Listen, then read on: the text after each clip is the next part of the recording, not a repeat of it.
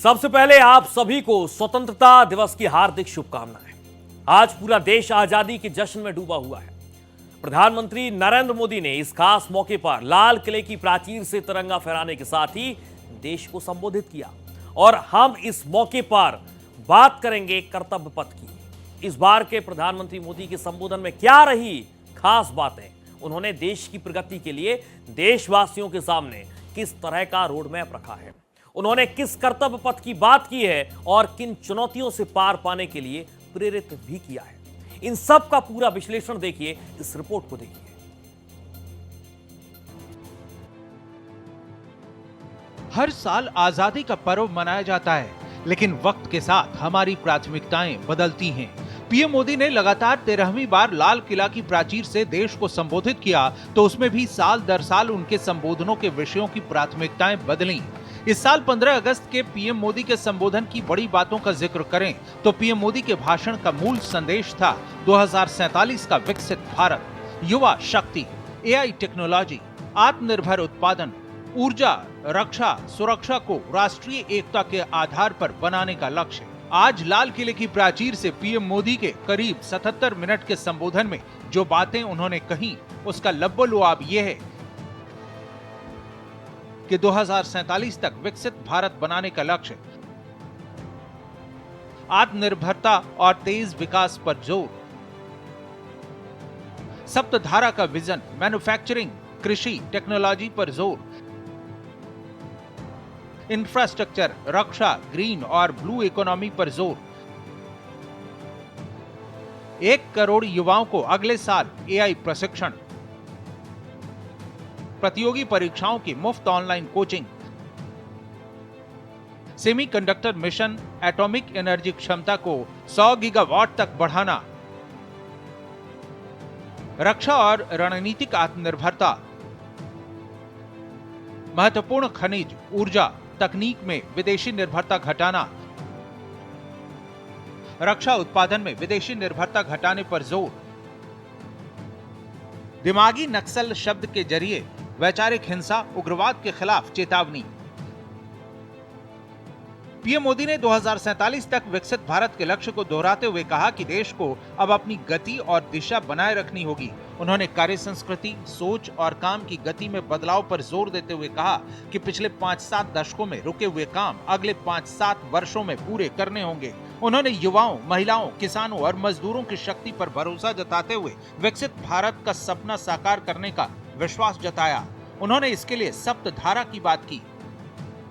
जब मैं सप्तधारा की बात करता हूं, सप्तधारा की पहली शक्ति है मैन्युफैक्चरिंग पावर। मेरे प्यारे देशवासियों, हमें मैन्युफैक्चरिंग सेक्टर को बहुत आगे बढ़ाना होगा और प्रोडक्शन बढ़ाने के साथ साथ हमें छोटे छोटे पुर्जे भी बनाने हैं और बड़े बड़े प्रोडक्ट भी बनाने हैं। पूरा वैल्यू चेन हमारा होना चाहिए और उसे लेकर के चलना। हमें कंपोनेंट भी चाहिए और हमें कंप्लीट मैन्युफैक्चरिंग भी चाहिए, कंप्लीट प्रोडक्ट भी चाहिए। डिजाइन से लेकर मैन्युफैक्चरिंग तक भारत को ग्लोबल सप्लाई चेन का भरोसेमंद केंद्र बनना होगा। पीएम मोदी ने पिछले 12 वर्षों की उपलब्धियां गिनाते हुए कहा कि भारत फ्रेजाइल 5 से दुनिया की सबसे तेजी से बढ़ती बड़ी अर्थव्यवस्थाओं में पहुंचा है। उन्होंने एक बार फिर make in India, vocal for local और एमएसएमई को बढ़ाकर वैश्विक बाजार में भारतीय उत्पादों की हिस्सेदारी बढ़ाने का आह्वान किया। आज दुनिया भर में अमेरिका और यूरोपीय देशों से लेकर चीन, रूस जैसा हर देश अपनी मैन्युफैक्चरिंग पर जोर दे रहा है। ग्लोबलाइजेशन के इस दौर में इसी के जरिए खुद बड़ी ताकत बनने पर जोर दे रहा है। ग्रेट अमेरिका और ग्रेट चाइना जैसे नारे इसकी बानगी हैं, जबकि इस क्षेत्र में भारत की प्रगति धीमी है। भारत ने बिना पर्याप्त इंडस्ट्रियलाइजेशन के सीधे एग्री सेक्टर प्रधान अर्थव्यवस्था से सर्विस सेक्टर प्रधान अर्थव्यवस्था की छलांग लगाई है, जो अमेरिका और यूरोप जैसे विकसित देशों के पारंपरिक आर्थिक विकास मार्ग से अलग है। भारत का औद्योगिक क्षेत्र जीडीपी में 25.8% का योगदान देता है। यह अमेरिका में 19% से तो ज्यादा है, लेकिन चीन के 40% योगदान की तुलना में काफी पीछे है। यही वजह है कि पीएम मोदी ने सप्तधारा की बात की और हर क्षेत्र में भारत का परचम लहराने के लिए युवाओं, श्रमिकों और उद्योगपतियों का आह्वान किया। देश यानी सिर्फ सरकार नहीं होती है, देश यानी हर नागरिक जुड़ता है। क्या हम सोच नहीं सकते कि फॉर्च्यून 500 की चर्चा तो बहुत सुनते हैं, आने वाले एक दशक में इन फॉर्च्यून 500 में 50 कंपनियां भारत की क्यों न हो, ये लक्ष्य हमारा क्यों न होना चाहिए। हमें सबको मिलकर के चलना है, केंद्र सरकार हो, राज्य सरकार हो, इंडस्ट्री हो, हम सब ने मिलकर के आगे बढ़ना है। हमें रिफॉर्म्स करते रहना है, रिफॉर्म्स को आगे बढ़ाते रहना है। अनुमान लगाया जा रहा था कि पीएम मोदी वर्तमान में चल रही राजनीति पर भी विपक्ष पर कुछ कटाक्ष कर सकते हैं, लेकिन इसके ठीक उलट पीएम ने 2047 के बड़े लक्ष्यों पर बात की। हालांकि महिलाओं के आरक्षण वाले मुद्दे पर उन्होंने विपक्ष के सहयोग की अपेक्षा दोहराई। मैं देश के सभी राजनीतिक दलों से आज लाल किले की प्राचीर से तिरंगे झंडे की छाया में खड़े होकर के प्रार्थना करता हूं, आग्रह करता हूं, आइए उन महिलाओं के सामर्थ्य के पुजारी बनिए, उन महिलाओं के सम्मान में आगे आइए और जल्द से जल्द हमारी माताओं बहनों को 33% विधानसभा और लोकसभा में उनको प्रतिनिधित्व मिले, वे भारत की नीति घड़तर के अंदर अपना योगदान दे। हालांकि पीएम के संबोधन में एक बात ऐसी रही जिस पर देश भर में नई बहस छिड़ गई। उन्होंने देश से नक्सल आतंक के खात्मे पर खुशी जाहिर करते हुए दिमागी नक्सलवाद शब्द का जिक्र किया और इससे निपटने का आह्वान किया। 2014 में आपने जब हमें मौका दिया, उसी दिन हमने संकल्प लिया था कि हम देश को नक्सलवाद से मुक्त करेंगे। और आज मुझे खुशी है कि नक्सली माओवादी हिंसा आखिरी सांस भी शायद रहने की अब तो ताकत नहीं रही है। पूरी तरह उसे खत्म करने की दिशा में जहां पर कभी नक्सलवादियों की गोलियां चलती थी, जहां पर कभी धरती रक्त रंजित रहा करती थी, आज उसी नक्सल क्षेत्रों में, उसी इलाकों में नक्सल मुक्त होने के कारण विकास, विश्वास और प्रयास का तिरंगा लहरा रहा है। पीएम मोदी के भाषण में नई बातें थी, नया संकल्प था, नए लक्ष्य थे, मगर विपक्ष ने भी अपना विरोधी धर्म निभाया। देश के प्रमुख विपक्षी दल कांग्रेस के राष्ट्रीय अध्यक्ष ने पीएम मोदी के भाषण की आलोचना करते हुए कहा कि मोदी सरकार ने देश के लोगों को कोई अधिकार नहीं दिए, बल्कि कांग्रेस ने लोगों का जीवन बदला है। आज के सरकार ने कोई राइट टू किसी को हक नहीं दिया। खाने का हक हमने दिया, शिक्षण का हक हमने दिया, काम करने का हक हमने दिया, ये सारी चीजें हमने की। लेकिन फिर भी चंद लोगों को आदत है कि जो नहीं किए वो भी मैं किया, ऐसा बोलने का आदत है। आज जो कुछ भी देश में आपको जो डेवलपमेंट दिख रहा है, ये सब कांग्रेस की देन है और कांग्रेस ने ही बहुत कुछ किया। 2-3 साल पहले उन्होंने अपने राजनीतिक विरोधियों को अर्बन नक्सल कहा। तब ये सवाल पूछा गया संसद में कि अर्बन नक्सल की परिभाषा क्या है।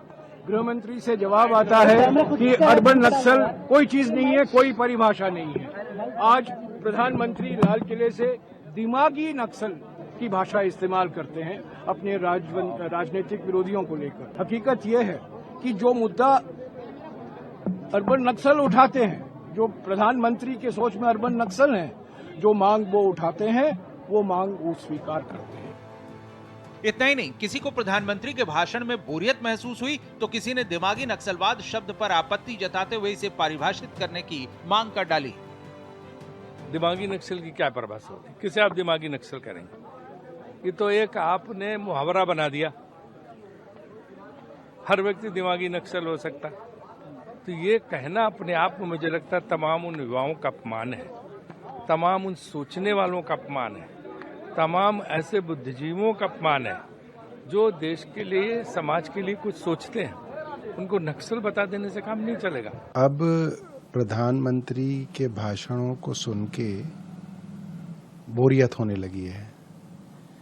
प्रधानमंत्री साल में 365 दिनों में से मुझे लगता है 200 बार भाषण देते हैं। तो उनके भाषण के अंदर कोई ऐसी बात, कोई ऐसा स्पार्क, कोई ऐसी बात नहीं है, एक्स फैक्टर नहीं रह गया कि उनकी बात सुनी जाए। और उनको समझना चाहिए कि जो जेनजी का आंदोलन क्यों इतना बड़ा आंदोलन बना, क्योंकि हर बात को कहने का एक ताज़ा तरीका था, हर बात को रखने का एक इनोवेटिव और क्रिएटिव पहलू था।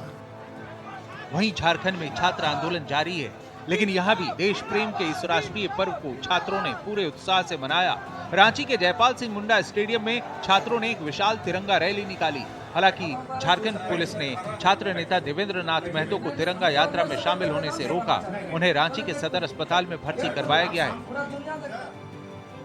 देश के हर राज्य में मुख्यमंत्रियों ने स्वतंत्रता दिवस समारोह में भाग लेते हुए तिरंगा फहराया, प्रदेशवासियों को संबोधित किया और देश प्रदेश की तरक्की की कामना की। दिल्ली, यूपी, उत्तराखंड, मध्य प्रदेश, बिहार, असम, तमिलनाडु और जम्मू कश्मीर में राज्य के सीएम ने लोगों को आजादी के पर्व की बधाइयां दी।